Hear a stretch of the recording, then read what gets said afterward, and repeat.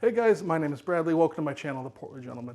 My channel, brewing related, surprise, lots of brewing stuff. I use unit tanks, I use my beloved B80 Pro, kind of show you guys how to do it, what I do and why I do it, for entertainment purposes only. So today is a brew day video. It's gonna be long. It's got a lot of me in it, kind of old school, the way my videos were in the past. I go through a full NEPA recipe. My buddy Brian and my buddies from Exit 12 Brewing, pick their brains about New England. Exit 12 sent me a recipe. Seemed pretty good. Couldn't get some of the hops, so I substituted Eldorado, which is one of my favorite hops, and I'm not a hothead. I used a ton of Meccagrade estate malts. Stuff is good. Whether, it's the first time I've made it, so who's to say that Meccagrade difference what it was, but it's just, super clean. Obviously in a NEPA, you don't want it to be too malt forward, so it's definitely not malt forward, but it's there in the back end. All right, let's jump right into the brew day.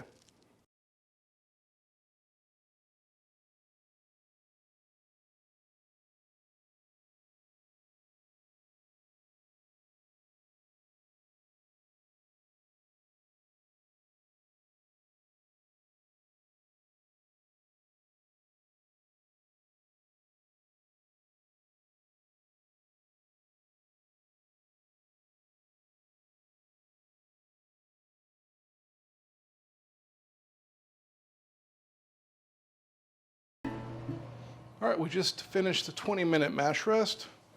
We're gonna start recirculating right now. This wonderful NEPA grist.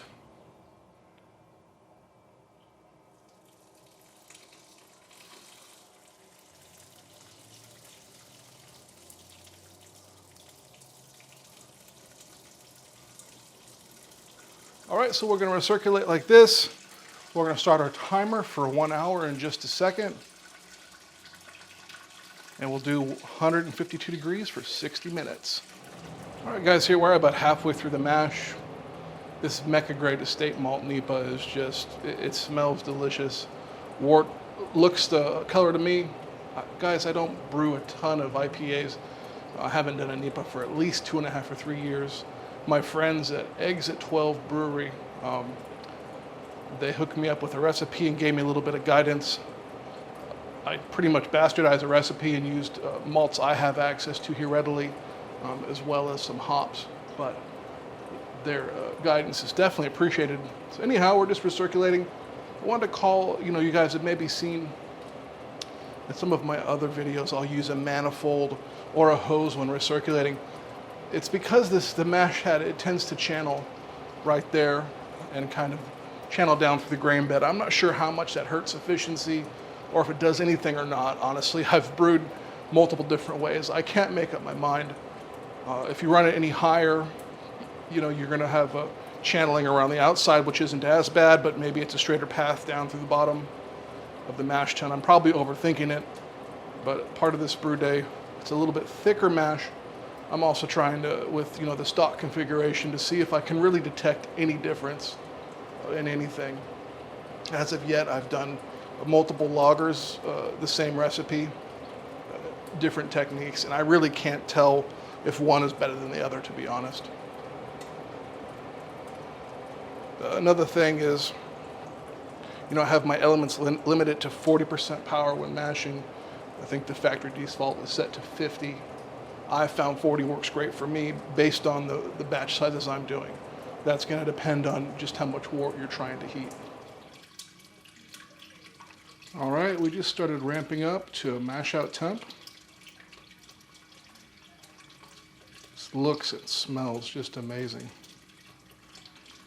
One thing to note, when you guys are changing temps, especially a big step, that's when you may have some fluctuations in level within the malt pipe and vessel itself. So I always pay attention, especially during these times until I hit that temperature. All right.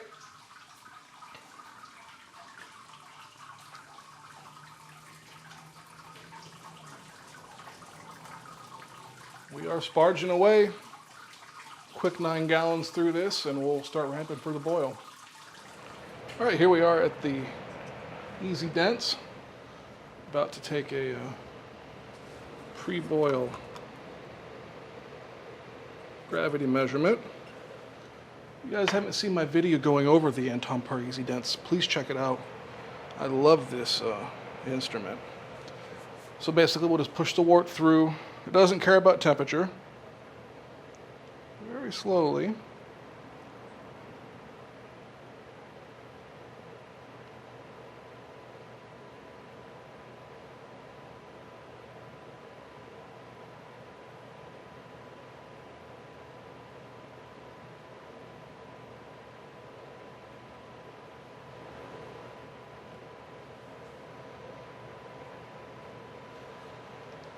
And there's my specific gravity. I'm a little high on volume, heavy, so that means I need to boil probably 30 minutes before I start my first edition. That's a minor miscalculation.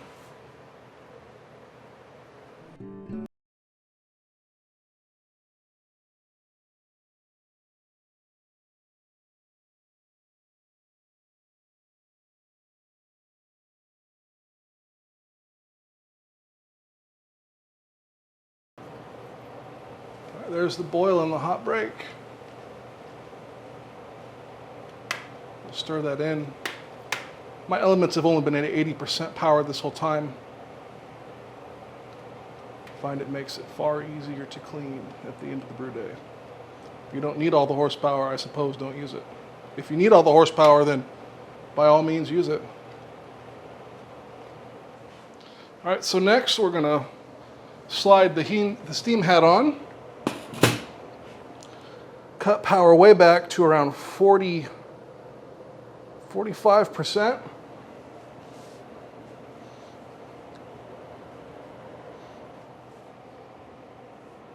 As you can see in there, we got a nice good boil going.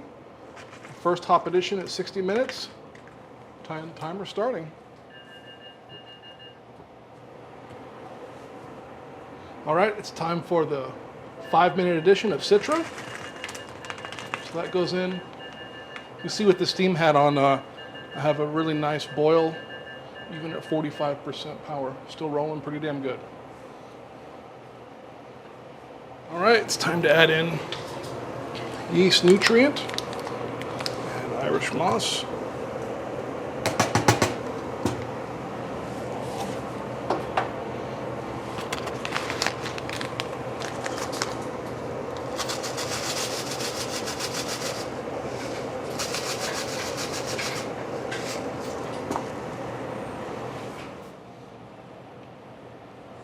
All right, boil timer just went off, so I'm gonna kill power. Let the pump go for a second to kind of make sure everything's nice and sanitized with boiling hot wort, and then try and get down to my hop stand temperature.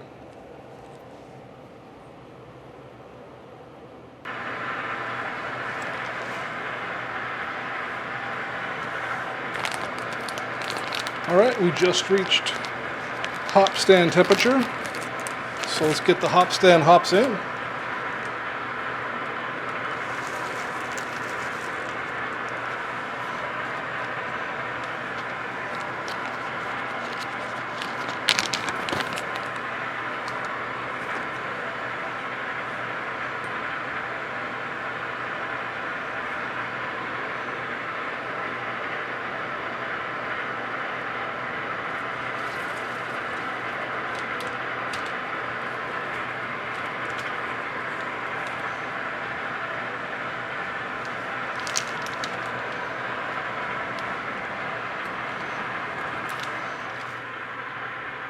All right, guys, I just got to the end of my hop stand. There's a look inside the steam hat of what's going on. Now we're going to start whirlpooling. I got my dip tube adjusted about the way I like it. I'm going to take the temp down. Apologize for the background noise here. I'm CIPing a unit tank trying to sanitize it real quick.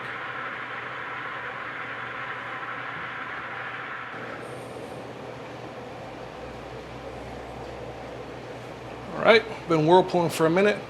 That nice cone of hops to form. So now we're going to cut the power down of the pump.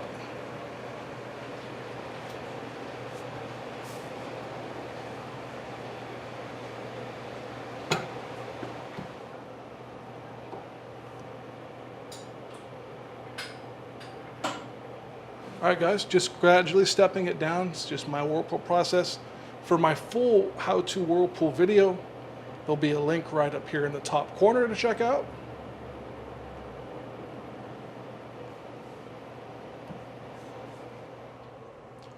All right, quick peek inside. My light just died when I did that. Probably doesn't like the high heat. Anyways, we are at as cool as I'm gonna get today, 72 degrees. The groundwater is just too warm coming in. I just hit 71. I'm gonna start transferring it, cool it with glycol a little bit, and then pitch my dry Lallemand yeast. All right, here we are transferring the wort into the unit tank. It looks like a New England IPA color to me. It's not quite as clear as I would expect usually, but so next up we will CIP the B80 Pro and clean everything up, and then pitch the Lallemand New England IPA yeast. Full disclosure, Lallemand actually sent me a bunch of dry yeast to try out, so that's what I'm doing. I have it for review purposes. Just an FYI, it's my first time using it. I've not made a NEPA for at least 3 years, like I said earlier, so I figured might as well try some new yeast as well. There's the color of that wort. It looks orange from here. Hopefully it's showing up on camera. So we just got done transferring to the unit tank. Here's a shot of the inside of the kettle. We're gonna take this guy apart and get it squeaky clean.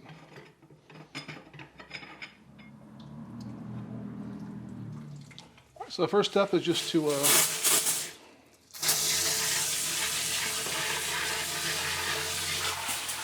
rinse it down with a hose. And look at that, just by running those elements a little bit less, everything comes perfectly clean, pretty much with just a hose, guys.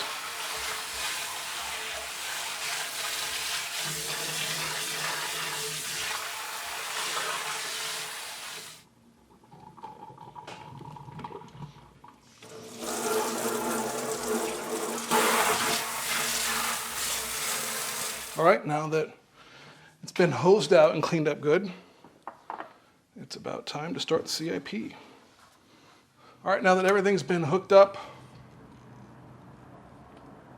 to this top of the steam hat here, we'll go back down to the control panel, kick the pump on high,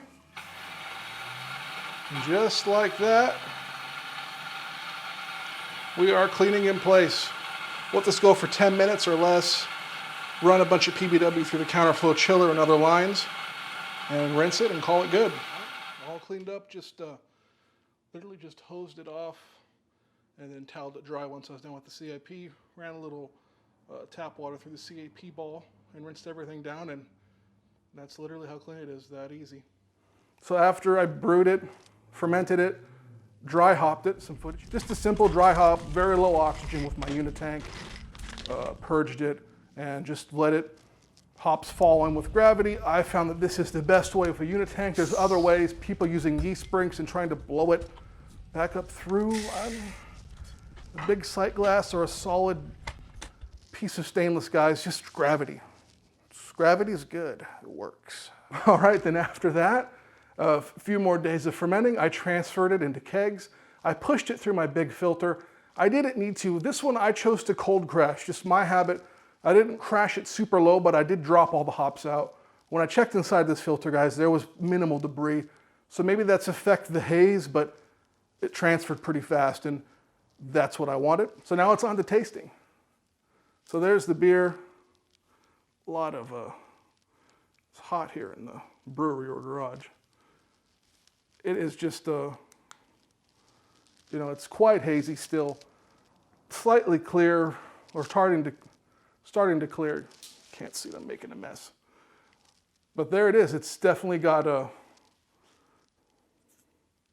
really good nose on it, super fruity.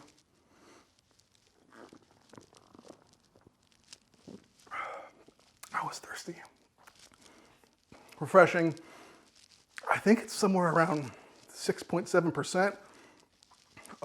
It's really nice.